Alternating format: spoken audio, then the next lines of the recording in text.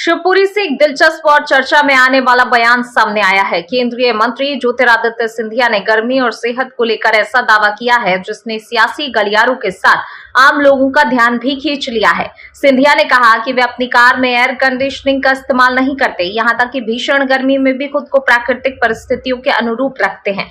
उन्होंने मजाकिया अंदाज में कहा, यह चंबल की खाल है। इतना ही नहीं, उन्होंने जेब में प्याज रखने की सलाह भी दी और इसे पुराने समय की कारगर परंपरा बताया। अब सवाल ये है कि क्या ये पारंपरिक उपाय आज के दौर में भी उतने ही असरदार हैं या फिर ये एक बयान भर है। आयुर्वेद और आधुनिक जीवन शैली के बीच ये बहस एक बार फिर तेज हो गई है। उस भावना के आधार पे काम करना है, आसान नहीं है। 2.5 घंटा खड़ा रहना, पसीना टपकना।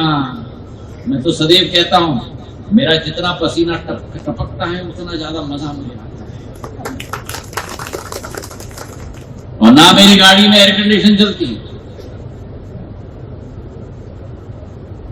ना एसी के वातावरण में मैं बैठता हूं।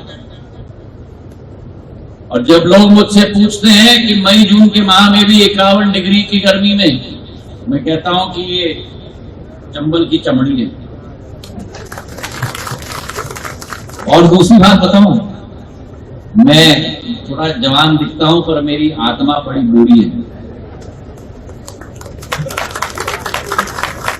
पॉकेट में प्याज ले जाओ, कुछ नहीं होने वाला तुमको।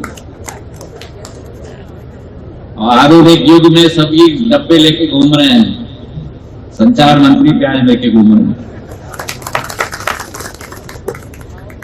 पुरानी चीजें हैं, और जैसे आयुर्वेद अब आगे बढ़ रहा है, वैसे ये चीजों को भी हमें नहीं भूलनी चाहिए। जून के माह में 51 डिग्री भी होगा तो सिर के ऊपर पट्टा लगाओ, पॉकेट में प्याज डालो, भगवान का नाम, अरे दादा दादा के पॉकेट में भी प्याज डालो। देखो, यही तो हुई बात।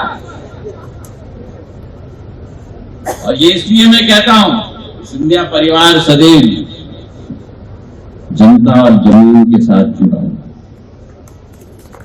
वही आपका हमारा रिश्ता है। आपका प्यार रहे, आपका आशीर्वाद, आपका